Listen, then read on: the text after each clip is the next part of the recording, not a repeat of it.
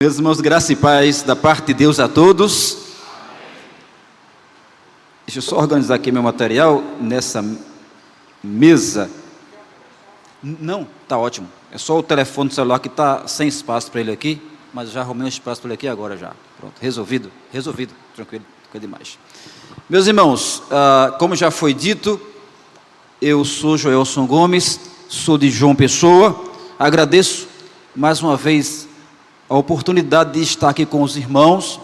Estive aqui não faz tanto tempo, falando para os oficiais da igreja, então agradeço o convite para estar aqui com vocês nessa tarde, mais uma vez, e vou tentar aqui falar o que sobrou da fala do pastor Weber, né? Ver se ficou aqui alguma coisa para que eu possa dizer aqui para os irmãos.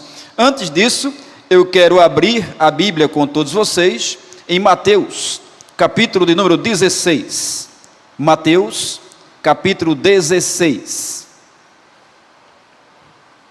vamos ler dos versículos 13 até o versículo 18, Mateus 16, 13 a 18, eu sei que o tempo vai aparecer ali, eu quero só avisar já de entrada que eu sou muito ruim de marcar tempo, os pastores da igreja, a gente está falando ali no cafézinho de misericórdia, então eles vão ter misericórdia de mim se eu passar uns 2 minutos aqui do tempo. Ele também passou, o pastor Weber, então eu tenho já um precedente, tá? E também avisar a pessoa que está controlando aqui o som, que eu não estou vendo, está muito escondido, é ali, pronto. Eu falo alto, sou descompensado na fala, então você modula aí o microfone, beleza? Mateus capítulo 16, verso 13 ao verso 18, diz assim: indo Jesus para a região de Cesareia de Filipe, perguntou a seus discípulos: quem os outros dizem que é o Filho do Homem? E eles responderam: uns dizem que é João Batista, outros dizem que é Elias, e outros ainda dizem que é Jeremias ou um dos profetas. Verso 15, ao que Jesus perguntou: e vocês, quem dizem que eu sou? Respondendo Simão Pedro disse: o Senhor é o Cristo, o Filho do Deus vivo. Então Jesus afirmou: bem-aventurado é você, Simão Bar-Jonas, porque não foi carne e sangue que revelaram isso a você, mas meu Pai que está nos céus. Eu também lhe digo que você agora é Pedro, e sobre esta pedra edificarei a minha igreja, e as portas do inferno não prevalecerão contra ela. Oremos. Nosso Deus e nosso Pai, diante de nós está a tua santa palavra. Nós queremos agradecer a ti pela tua palavra poderosa, meu Senhor, e queremos pedir a tua graça sobre nós, pedir a tua direção sobre nós, que o Senhor nos dê nessa tarde, mais uma vez, mais conhecimento do Senhor e firmeza no que nós cremos, para que através disso, meu Deus, no mundo, o nosso testemunho seja eficaz e efetivo. Em nome do Senhor Jesus, abençoa cada pessoa que está aqui, a todos que estão nos vendo longe, ó Deus, pela transmissão no nosso canal no YouTube também, que o Senhor abençoe, Pai Santo, poderosamente, os que vão ver depois, meu Pai do céu, que também estas palavras sirvam de ensino e edificação para as suas vidas. E nós agradecemos assim, em nome de Jesus Cristo, amém. Meus irmãos, nessa tarde me foi pedido para que falasse para todos vocês sobre o seguinte tema: a confissão de fé, a piedade e a transformação. Como a confissão das doutrinas bíblicas pode produzir em nós uma vida de piedade, comunhão e fervor. Eu espero poder dar conta disso aqui, nesse tempo que nos resta. Eu acho que a primeira coisa que a gente precisa fazer aqui é uma breve, rápida definição, prática, simples, clara, do que seja confissão de fé. A gente escuta muito essa palavra, não é? Às vezes até tem em casa um livro ou outro, que tenha essa frase, confissão de fé. Às vezes, quem sabe, você tem até a Bíblia da Aliança Congregacional que tem atrás a sua confissão de fé. Mas o que é uma confissão de fé? Eu tenho aqui uma definição simples e prática. Confissão de fé é uma formulação humana para explicar os ensinos das Escrituras de forma a resumir suas doutrinas principais. Eu vou repetir. Confissão de fé é uma formulação humana para explicar os ensinos das Escrituras de forma a resumir suas doutrinas principais. Já nessa definição, tem algumas coisas que a gente precisa prestar atenção. A primeira é que confissão de fé é uma formulação humana, logo ela é falível. Isso é importante deixar claro, porque às vezes existem alguns irmãos que são tão apegados a diversas confissões de fé que terminam colocando-as acima da própria palavra de Deus. Certa feita, na minha época ainda de seminário, faz tempo, um pastor na época saiu da sua denominação, ou estava saindo, e escreveu lá um artigo num tema que a sua denominação não concordava com aquele tema. Não era porque era antibíblico, mas era porque a denominação não concordava. Então, um outro pastor da mesma denominação escreveu um artigo para refutar o primeiro. O primeiro citou a Bíblia onde pôde. O segundo, que escreveu para refutar, a sua base é: a confissão de fé não permite. Então só citou confissão de fé. Não estou aqui fazendo juízo de valor, quem estava certo ou errado. Estou só mostrando o modus operandi de cada um. Confissões de fé são necessárias? Sim, vimos aqui e vamos ver mais. Mas elas não podem estar acima das Escrituras sagradas. Por isso que a definição é: confissão de fé é uma formulação humana, logo está abaixo da Bíblia. 2, ela é um resumo. Qualquer confissão de fé não contém todas as doutrinas da Bíblia de forma exaustiva, nem poderia. As confissões de fé, elas foram escritas, produzidas justamente para que as pessoas pudessem ter num só lugar um breve resumo das doutrinas principais que um cristão deveria defender. É para facilitar você ler, você memorizar. Então, logo, não devemos achar que vamos encontrar numa confissão de fé tudo que a Bíblia fala sobre todos os assuntos. Numa confissão de fé, nós encontraremos um resumo das doutrinas principais. E 3, trata das doutrinas capitais que todo protestante, no caso, nós estamos no âmbito protestante, evangélico, que todo evangélico poderia ou deveria defender. As confissões de fé evangélicas tratam das doutrinas defendidas pelos evangélicos. Se você quer saber o que é que os crentes defendem, você precisa conhecer as grandes confissões de fé produzidas pelos protestantes. Essas primeiras palavras têm que ser ditas aqui no começo, para a gente saber do que nós estamos falando. E por que essas palavras são importantes?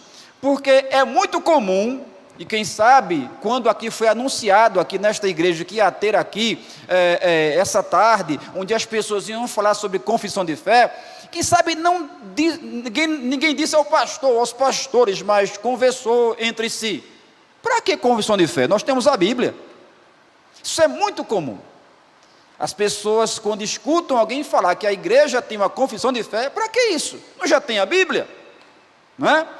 Quem sabe até você que está aqui, já pensou assim ou pensa assim: por que eu devo ter uma confissão de fé aqui na minha denominação, na minha igreja, se nós já temos a Bíblia Sagrada?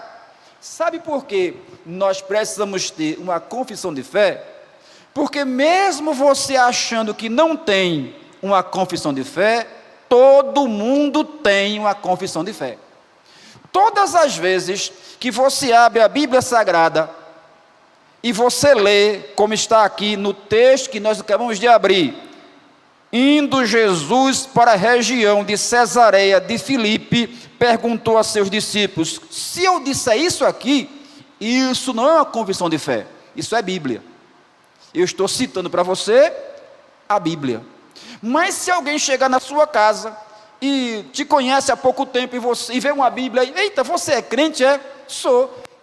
Crente, não sou crente não. Crente acredita em quê? Você vai dizer aí o que a sua memória conseguiu pegar nesse tempo que você tem de igreja. Então você vai dizer, olha, a gente crê que Jesus Cristo é o Salvador, a gente crê que a pessoa precisa se converter, porque Jesus Cristo morreu na cruz para perdoar os nossos pecados. Quando você começa a falar isso, você já está dando para aquela pessoa a sua confissão de fé.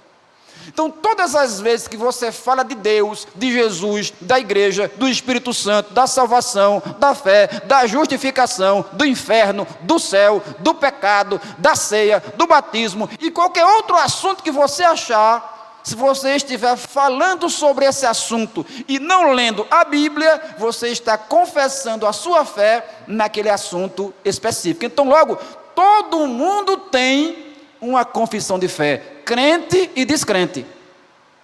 Então o ponto aqui não é ter uma confissão de fé ou não. O ponto aqui é se a sua confissão de fé é boa. O ponto aqui é se a sua confissão de fé é certa ou errada. Veremos isso mais para o final. Esse texto que a gente leu aqui no começo de Mateus 16, de 13 a 18, não foi por acaso não. Então continuemos. Então, a outra coisa, a segunda coisa que eu estou dizendo para você aqui hoje é: todas as pessoas têm uma confissão de fé, porque todas as vezes que a gente fala sobre Deus, que a gente expressa a nossa fé com as nossas palavras, que não as palavras da Bíblia, se nós somos crentes e falamos sobre Deus, Jesus e etc., para outras pessoas, com as nossas palavras, nós estamos confessando a nossa fé. Todas as vezes que a gente descreve uma doutrina para outra pessoa, vamos aqui descrever a doutrina de Deus. Aqui foi cantado que Deus aqui é Pai, Filho e Espírito Santo. Isto é uma confissão de fé. Então todos nós temos uma confissão de fé. Então logo, não cabe aquela palavra. Para que uma confissão de fé? Nós temos a Bíblia. Essa expressão não cabe, porque mesmo você não tendo uma confissão de fé escrita, você tem uma confissão de fé falada, toda vez que você fala de Deus para outra pessoa. Então a mudança aqui é apenas que nós aqui estamos tratando de confissão de fé escrita. Terceira coisa nesta tarde: os cristãos do Novo Testamento, eles tinham declarações de fé.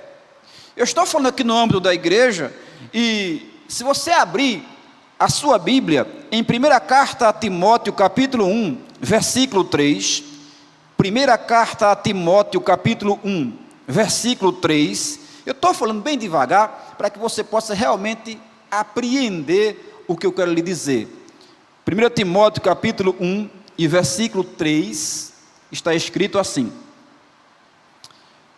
Paulo falando a Timóteo: quando eu estava de viagem, rumo à Macedônia, pedi a você quem? A Timóteo. Eu pedi a você que ainda permanecesse em Éfeso para admoestar certas pessoas, a fim de que não ensinem outra doutrina.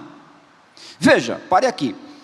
Paulo está dizendo para Timóteo que Timóteo permanecesse lá na cidade de Éfeso, falando com os cristãos da igreja de Éfeso, para que ali não chegasse ninguém que pudesse ensinar outra doutrina. Se Paulo está dizendo isso aqui, é porque os irmãos lá da igreja de Éfeso já tinham a sua doutrina, já sabiam no que criam, já confessavam a sua fé nas doutrinas cristãs. Já havia na época um certo padrão, como é que foi falado antes de mim, que os cristãos defendiam e confessavam. E então Timóteo ficou ali na igreja de Éfeso, entre os cristãos daquela cidade, para que pudesse reforçar esse padrão de doutrinas capitais, essenciais para os irmãos da igreja de Éfeso, para que se chegasse alguém de fora ensinando uma outra doutrina, os irmãos já soubessem como colocar para fora aquela pessoa que estava contra o padrão deixado por Paulo através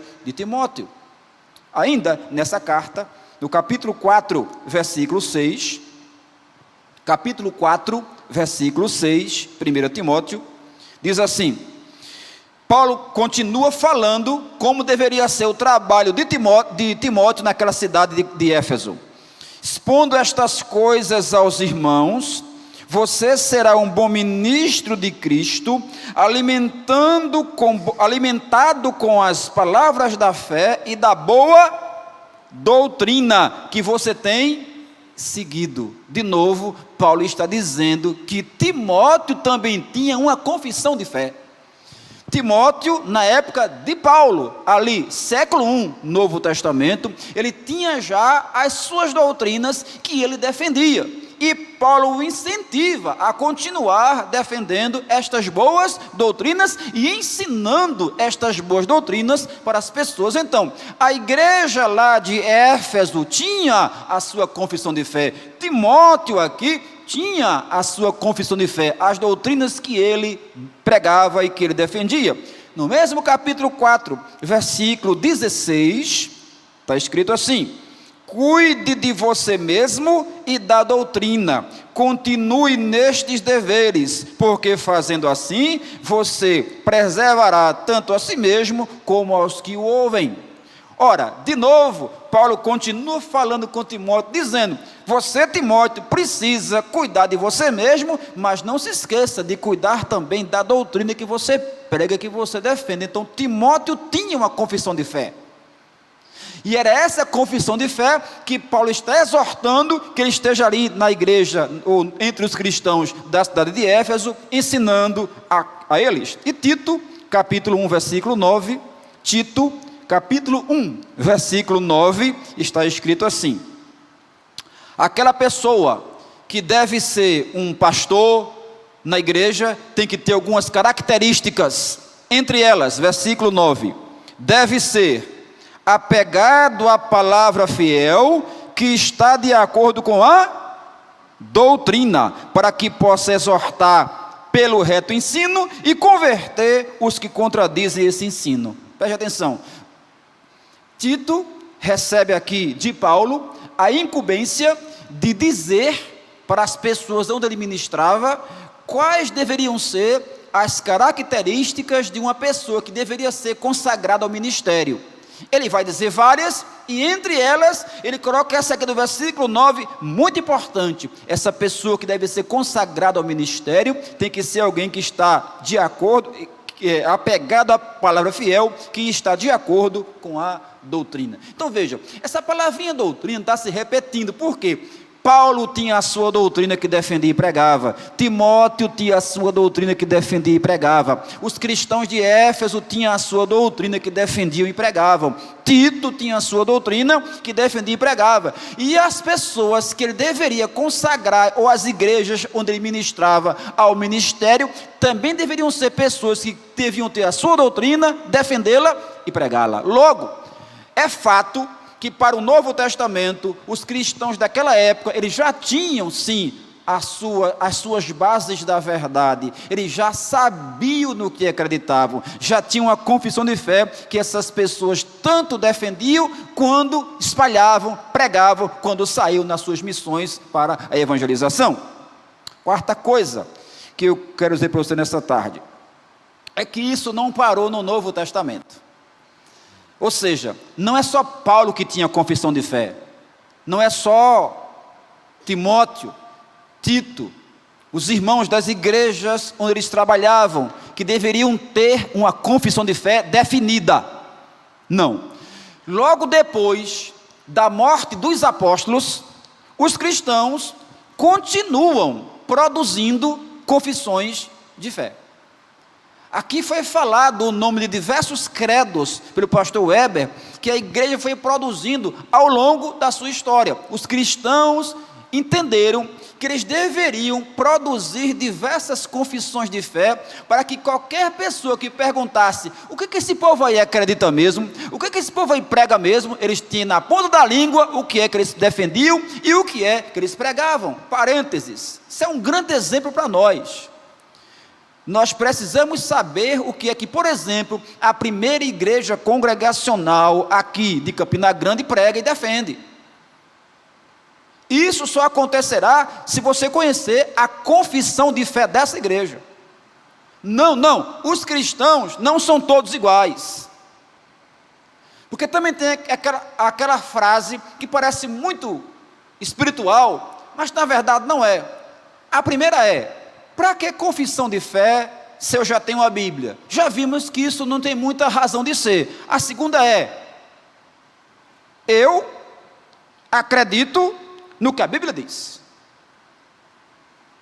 Está na Bíblia, eu acredito no que a Bíblia diz, porque a minha Bíblia é a única razão de fé e prática. Beleza, a sua Bíblia diz que se seu filho lhe desobedecer, você leva para a rua e apedreja. Faz o que então? Quando o seu filho desobedece? Apedreja até a morte? Está na sua Bíblia. Então você não crê, nem eu, que a Bíblia é a única regra de fé e prática. Você sabe que tem coisa lá que você não pratica.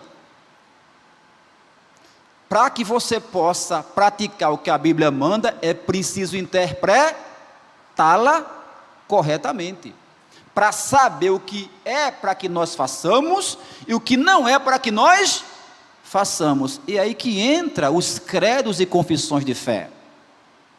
Os credos e confissões de fé nos mostram o essencial que eu, como cristão, devo acreditar, devo defender.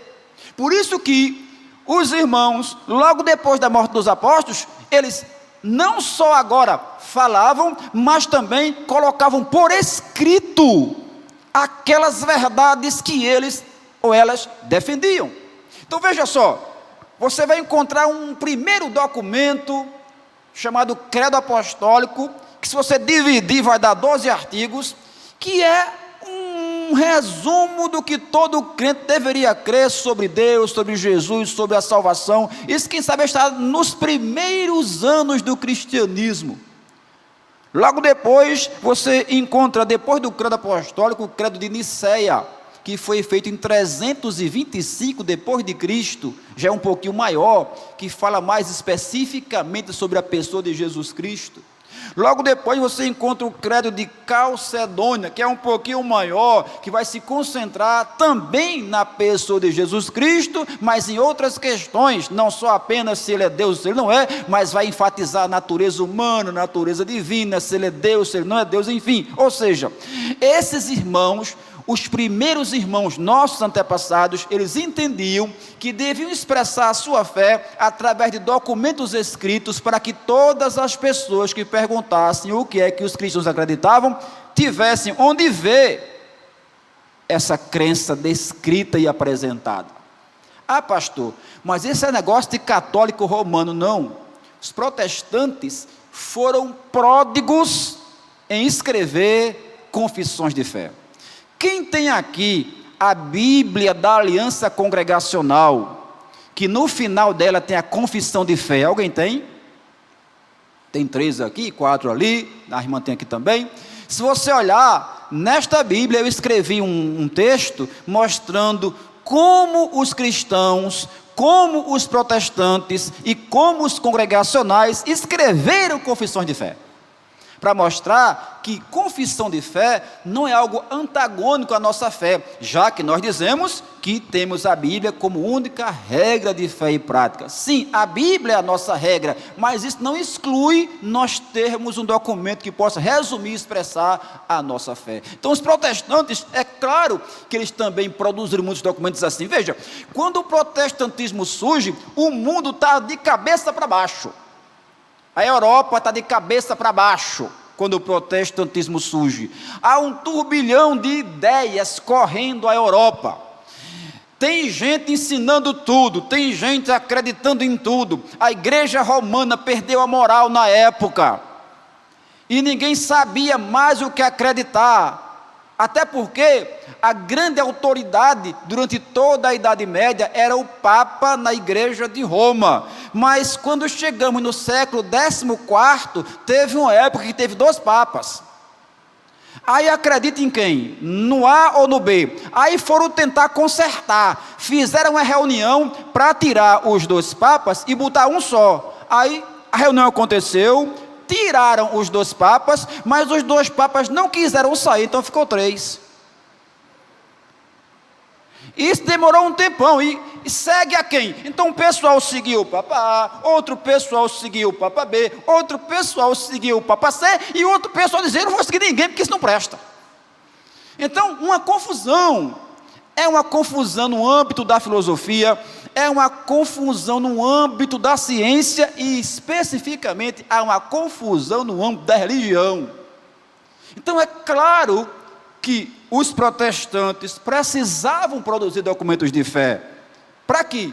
Para que nesse mundo muito bagunçado, eles pudessem marcar presença e pudessem se posicionar, pudessem se definir diante de tantas crenças que aconteciam em sua época e diante desse novo mundo que estava acontecendo. Por isso que, quando você vai para as reformas protestantes, eu estou usando o plural porque o plural é mais correto do que o singular. Não aconteceu somente uma reforma protestante, aconteceram várias, em diversos lugares. Então, quando você vai ver as reformas protestantes em diversos lugares na Europa, invariavelmente, os primeiros reformadores sempre estavam produzindo um documento de fé. Se não, veja exemplo. Na Suíça, nós começamos com Zwinglio. Zwinglio foi o cara que botou ordem nas questões religiosas na Suíça. Ele produziu em 1523 os 67 artigos. Ele produziu em 1528 as 10 teses de Berna. Ele produziu a confissão de fé para apresentar diante do imperador Carlos V em 1530. Ele produziu a exposição de fé diante do rei Francisco I em 1531. Só o pessoal de Zwinglio. No mesmo lugar onde Zwinglio trabalhou, existia um outro grupo também de pessoas insatisfeitas com a igreja romana e que também estavam saindo da igreja romana, pregando as suas doutrinas. É um grupo protestante chamado, na verdade eram vários grupos protestantes que se dá hoje esse nome, os anabatistas, e também produziram os seus documentos de fé. O mais famoso e primeiro é a Confissão de Schleiermacher de 1527. Aí você sai da Suíça e vai para a Alemanha. Aí todo mundo sabe, Lutero trabalha na Alemanha, não o filho do cantor, tá? Lutero outro, trabalha na Alemanha em 1517 e acontece a reforma na Alemanha, só que lá não é como hoje não. Hoje você quiser colocar uma igreja, dizia um pastor da nossa denominação, para botar uma igreja hoje é muito fácil, você arranja um microfone, uma caixa de som e um endemoniado, resolvido o problema. Então é verdade, hoje é muito fácil, na época não. Para que você pudesse se estabelecer como uma igreja independente da igreja romana, era um trâmite longuíssimo, e no final você deveria apresentar diante do imperador a sua confissão de fé, para saber se o imperador aceitava e permitia ou não. É o que acontece em 1530. Mas antes disso, em 1529, Lutero já tinha produzido o seu primeiro documento da reforma protestante na Alemanha, que é o Catecismo Menor, para ensinar os princípios da fé a crianças e a adultos também. E em 1530, ele produz um documento juntamente com um parceiro dele, muito amigo, e esse documento é a primeira confissão de fé protestante considerada, a Confissão de Augsburgo, e é apresentada diante do imperador, e é aí que o protestantismo é aceito e pode conviver juntamente com os católicos dentro da Alemanha. Então os luteranos estão produzindo também o seu documento de fé. E depois, os luteranos produziram muitos outros documentos de fé, cujos principais estão hoje todos compilados num livro chamado Livro de Concórdia. São vários documentos de fé dos luteranos. Saindo do âmbito luterano, você vai encontrar em todas as outras confissões de fé protestantes a mesma prática. Os anglicanos produzem os seus documentos de fé, os calvinistas produzem os seus documentos de fé, enfim. Aqui foram citadas algumas confissões da época. Batistas produzem, reformados produzem e etc. E nós, congregacionais, que eu creio que aqui a maioria é congregacional, será que nós temos também os nossos documentos de fé? Sim.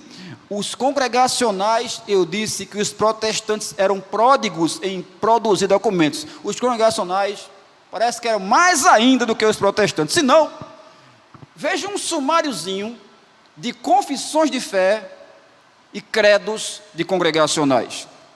Primeiro, a Declaração dos Princípios Congregacionais de Robert Browne, 1582. Segundo, a Primeira Confissão da Igreja de Londres e Amsterdã, 1589. Terceiro, a Segunda Confissão da Igreja de Londres e Amsterdã, 1596.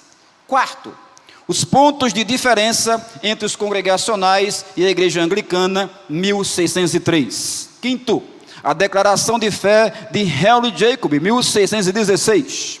6. Os 7 artigos de 1617. 7. O Pacto e Credo da Igreja de Salem, Estados Unidos, 1629 a 1665. 8. O Pacto da Igreja de Charlestown, em Boston, 1630. 9. O sumário dos princípios congregacionais, escritos por Thomas Hooker, 1645. 10. O Credo e Pacto de Windsor, 1647. 11. A Plataforma de Cambridge, 1648. 12. A Declaração de Savoy de Fé e Ordem, 1658. 13. A Confissão de Fé do Sínodo Reformador, 1680. 14. As Propostas de Massachusetts e a Plataforma de Saybrook, 1708. 15. A Declaração Inglesa, 1833. 16. A Declaração de Fé de Burial Hill, 1865. 17. O Credo da Comissão, 1883. E aí já cansei. Tudo documento, confissão de fé, feitos entre os congregacionais. Então veja, não é só os cristãos do mundo lá atrás que produziam documentos de fé. Não é só os protestantes da Reforma que produziam confissão de fé. Os congregacionais sempre entenderam que onde chegavam deveriam escrever documentos para que a sua fé fosse expressada e qualquer pessoa que perguntasse o que é que aquele povo ensina, eles pudessem dizer, está aqui, aqui está o resumo da nossa fé. Então veja, até aqui nós temos que confessar a fé é algo peculiar aos cristãos, é algo peculiar aos protestantes, é algo peculiar aos congregacionais. Se eu parasse aqui, não tinha dito tudo. O segundo movimento final é: o que é que isso tem a ver com a piedade cristã? Que foi o tema que me foi pedido. O que é que confissão de fé, confessar a fé, documentos de fé, pode nos ajudar, pode nos dar, que diferença pode fazer com respeito à piedade cristã? Primeiro, deixa eu explicar para você o que é piedade. A gente às vezes, escuta a palavra piedade e pensa que é ter pena. Eu estou com piedade de fulano. Foi assim que Cazuza escreveu o Blues da Piedade. Mas piedade na Bíblia não tem esse sentido. Toda vez que você encontra na Bíblia a palavra piedade, você deve se exercitar na piedade, etc. O significado que a Bíblia dá a esta palavra é temor, vida correta diante de Deus. Uma pessoa piedosa é uma pessoa que teme a Deus e tem a vida correta diante de Deus, nosso Senhor. Então, sabendo disso, a confissão de fé, ou uma confissão de fé, pode nos levar à piedade, pode nos levar a ter uma vida correta, a ter temor de Deus. Aliás, pode causar transformações em nós. Sim. E é por isso que eu li com você Mateus capítulo 16, verso 13 ao verso 18. Eu vou fechar com esse texto. Se você fechou a Bíblia, abra lá.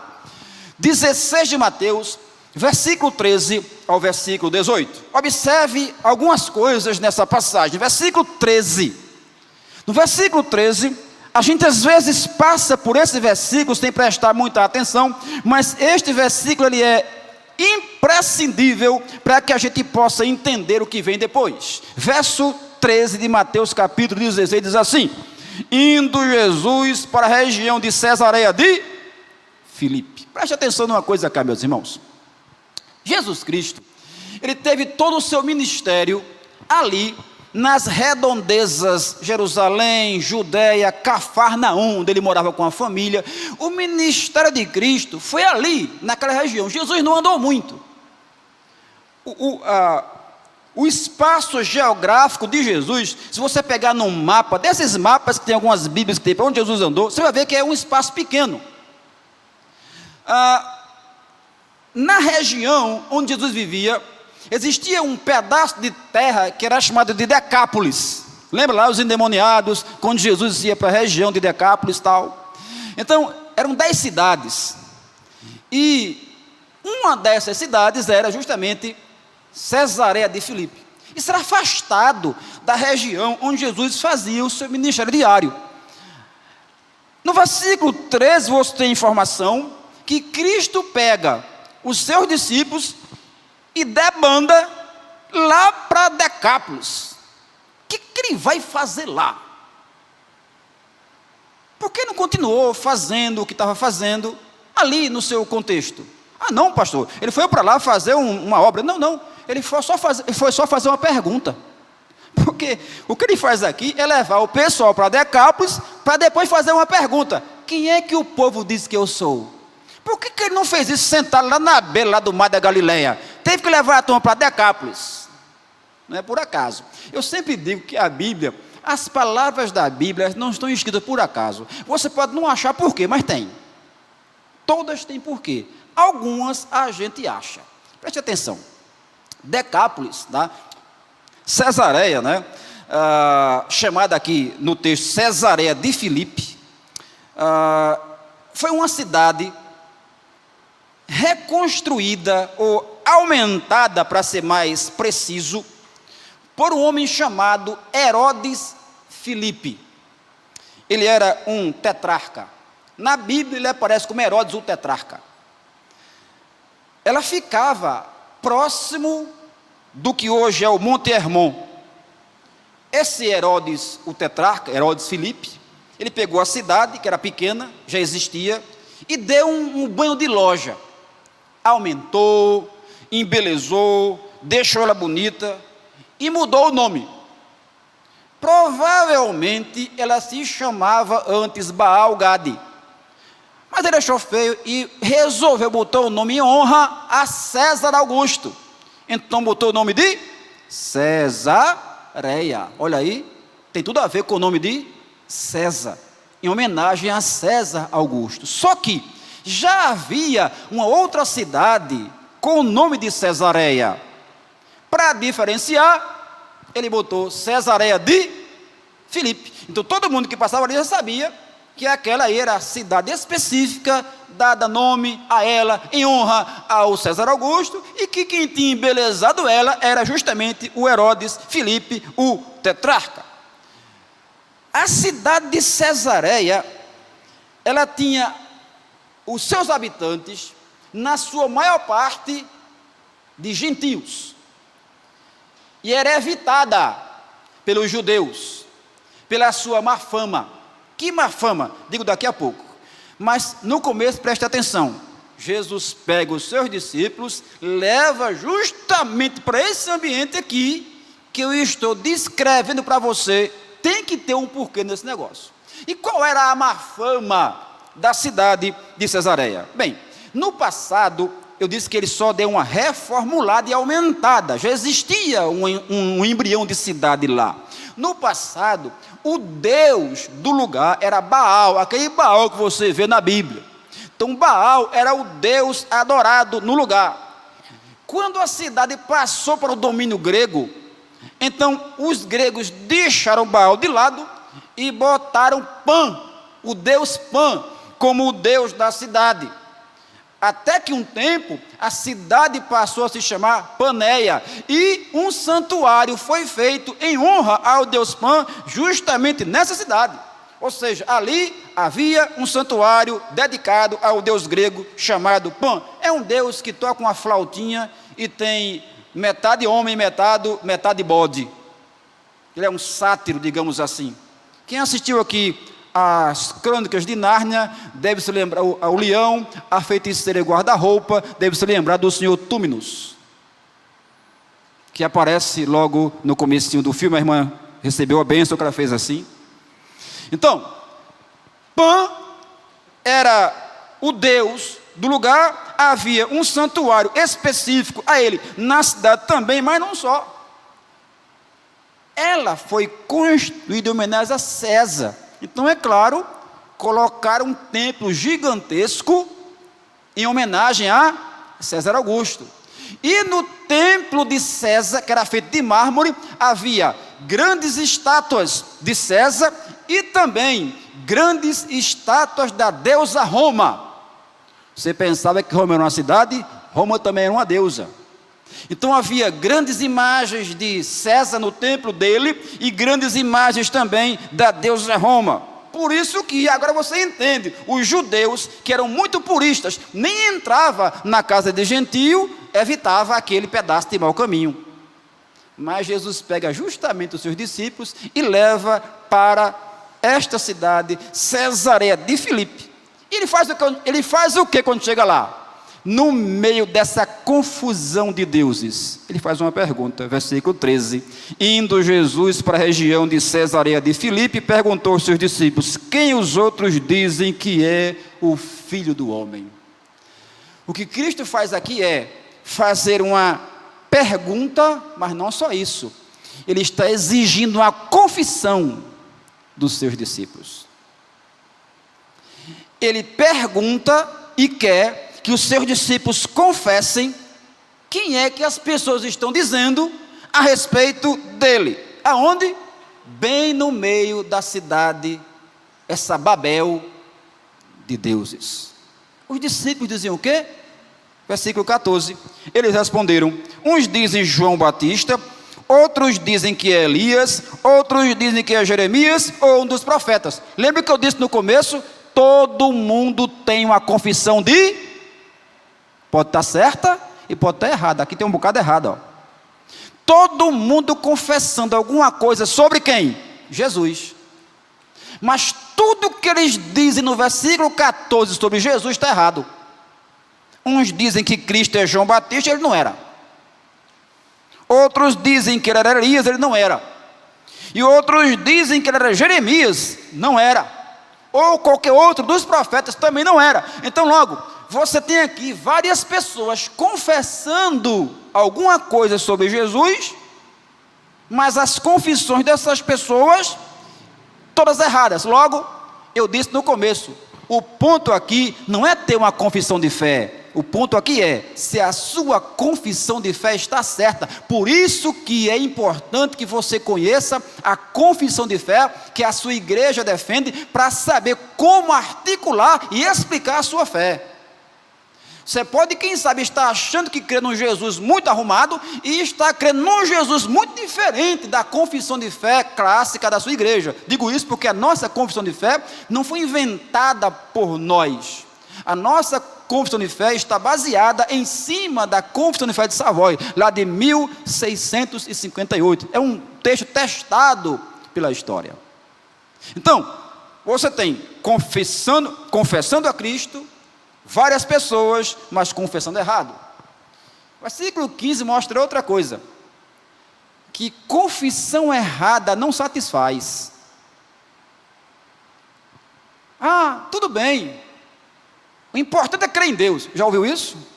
Não, o importante não é crer em Deus. O importante é crer certo em Deus. Crença errada, confissão errada não satisfaz. Se satisfizesse, Cristo teria se calado. Ele não se cala, ele continua fazendo a mesma pergunta no versículo seguinte. Veja, versículo 15. Ao que Jesus fez o quê? Perguntou. Versículo 13. Indo Jesus para a região de Cesareia de Filipe, fez o quê? Perguntou. Versículo 15. Ao que Jesus perguntou. O que isso dizer? Que a resposta que deram não valeu de nada. A pergunta continua. As respostas não satisfizeram Jesus. Se não satisfaz, é como se nada tivesse acontecido. Por quê? Porque crença errada não satisfaz. Crença errada é vazia. Crença errada é inócua. Cristo continua perguntando: e vocês? Eu continuo querendo saber. Quem é que eu sou? Digam aí, quem é que eu sou? Versículo 15. Então veja, a pergunta na boca de Jesus exige dos seus discípulos sempre a mesma coisa. Ele quer que os seus discípulos façam uma confissão. E aí, aquele discípulo, eu estou só ali por causa do relógio, tá? Aí aquele discípulo que é o mais assodado, o mais ousado, aquele que não tinha medo de nada, só tinha medo de mulher, Pedro. Como assim, pastor? Como você sabe? Ele não tinha medo de nada, mas no dia que uma empregada, uma criada, o confrontou diante de Jesus, preso e amarrado perto da fogueira, ele teve medo, disse que não era ele, não tem nada a ver com isso. Então, de mulher ele tinha medo. Bem, Pedro, o mais assodado, vai à frente, verso 16. Pedro responde à pergunta de Jesus. Pedro disse: o Senhor é o Cristo, o Filho do Deus vivo. Então, Jesus não perguntou. Verso 17. Então, Jesus não perguntou. No verso 15, ele pergunta de novo. No verso 13, ele pergunta. No 17, não. No 17, ele faz o quê? Ele afirma, porque a resposta de Pedro foi uma resposta satisfatória. Confissão certa satisfaz Deus. Confissão de fé certa satisfaz Jesus. Então agora Jesus não pergunta, Jesus afirma. 17, ao que Jesus afirmou. Agora veja a afirmação de Jesus.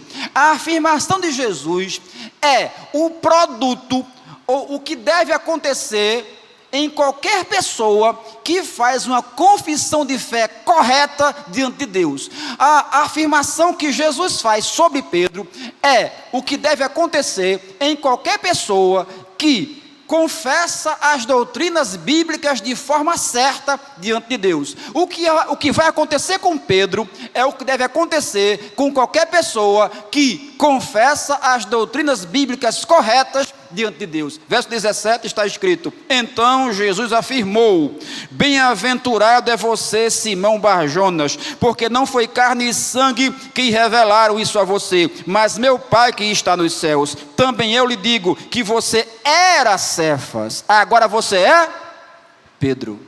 Antes você tinha um antigo nome, agora você tem um outro nome. Esse teu outro nome, ele advém. Esse teu outro nome, ele é produto de uma coisa. Esse teu outro nome, ele é produto da tua confissão. E aí você liga agora os pontos e fecha o quebra-cabeça. Na Bíblia, toda vez que se trocava o nome de alguém, trocava-se também a sua personalidade. Abraão, Jacó e etc. Sempre que trocava o nome, trocava também a pessoa. O que Jesus Cristo faz com Pedro aqui, diante da sua confissão de fé verdadeira, não é só dizer: que lindo, você leu bem a Bíblia, não foi? Não, ele está dizendo o seguinte: quando você confessa a fé certa, o teu ser se transforma, você vira outro. Você era, agora não é mais. Então você antes era Pedro, você antes era Cefas, agora você é Pedro. Você foi transformado. E o que transformou você? foi você acreditar da maneira correta em quem eu sou. Pela revelação divina, que ele diz no versículo 17, que Pedro recebeu esta revelação diretamente de Deus. Pela revelação divina, a confissão certa chega a Pedro. E quando esta confissão certa chega na boca de Pedro, ela cumpre o propósito que toda confissão de fé correta deve cumprir. Ela muda a pessoa. Ela transforma o ser de Pedro. Já não é mais Cefas, agora é Pedro, foi transformado. Crer e confessar as doutrinas bíblicas de forma correta colocam o ser humano na relação correta com Deus. E se piedade é você estar na relação correta com Deus, então confessar a sua fé de forma correta lhe faz uma pessoa piedosa. Então, o que estamos vendo aqui é que é necessário crer da maneira certa para que nós possamos nos tornar pessoas piedosas para com o Senhor. Sabe por que tem muita gente na igreja completamente complicado com respeito à sua fé, e essa complicação da sua fé se desdobra em complicações no trabalho, complicação na família, complicação na vida pessoal e complicando as pessoas que lhe cercam? É porque a fé dessas pessoas é complicada também. Elas não sabem o que creem. Quando você não sabe o que crê, você não sabe o que é. Quando você não sabe o que é, você é qualquer coisa. Vira Raul Seixas, maluco beleza, que disse o caminho que seguia, dar no lugar nenhum, mas ele ia assim mesmo. Logo, nós, se quisermos ser pessoas diferentes diante dos outros, e pessoas transformadas diante de Deus, nossa crença tem que estar correta. Sim, a fé e a salvação passam pelo conhecimento correto da Bíblia. Quem disse foi Jesus, não fui eu. João 17, versículo 3, e a vida eterna é esta, que te conheçam a ti só, como o único Deus verdadeiro, e a Jesus Cristo a quem enviaste. Então, Cristo está dizendo que fé verdadeira salva, mas que fé verdadeira também é conhecimento. Por isso que o evangelismo é ensino. Mateus capítulo 28, 18 a 20, façam discípulos de todas as nações, ensinando-lhes. Então evangelismo é ensino. Parábola do semeador: 4 terras, 3 não prestaram, a última terra prestou. Mateus capítulo 13, Jesus se junta com os discípulos perguntam: explica isso, Senhor, essa parábola aí, como é que a gente entende? Ele disse o seguinte: a primeira terra não é boa, a segunda não é, a terceira não é, a quarta foi, porque eles ouviram e compreenderam. Raciocínio, conhecimento da fé. Então você precisa conhecer a confissão de fé da sua igreja. Você precisa conhecer a confissão de fé da sua denominação. Você precisa saber articular as coisas mais básicas do cristianismo. Saber falar sobre Deus, sobre Jesus, sobre a salvação. Isso é segurança e edificação para a nossa alma. E isso diz onde está a nossa fé. E isso chega como para você? Lendo a Bíblia, pastor? Chega, é claro que chega. Mas as confissões de fé ajudam, porque já pegam o material bíblico e organizam de uma forma tal que você lerá com muito mais facilidade, conferindo os versículos na sua Bíblia. É para isso que existe. Lembra a definição no começo? Confissão de fé é uma articulação humana, um resumo das doutrinas fundamentais da nossa fé, nós cristãos protestantes. Aqui está algo muito importante. Não é qualquer confissão sobre Cristo que é a correta. O texto mostra isso. Muita gente falando sobre Jesus, e é errado. Não é qualquer confissão sobre Cristo que é a correta. Não é qualquer confissão sobre Cristo que nos transforma em pessoas piedosas. Tudo o que diziam a respeito de Jesus de forma errada não transformava ninguém. A única confissão que transformou alguém no texto foi a confissão correta do apóstolo Pedro. E você tem que perguntar para você mesmo: você tem a fé certa em Jesus Cristo? Você conhece as doutrinas da salvação, sabe articulá-las, em poucas palavras? Você crê porque conhece? Ou você crê sem saber no que está acreditando? Estudar a sua fé lhe proporciona edificação espiritual. Estudar a sua fé lhe aproxima de Deus. Estudar a sua fé lhe transforma numa pessoa piedosa. Que você possa, toda vez que ler Mateus capítulo 13, lembrar disso. Como é que você está confessando a sua fé? De forma certa ou de forma equivocada? Lembre-se, a transformação ou não reside em como nós confessamos a nossa fé. Que Jesus Cristo nos abençoe.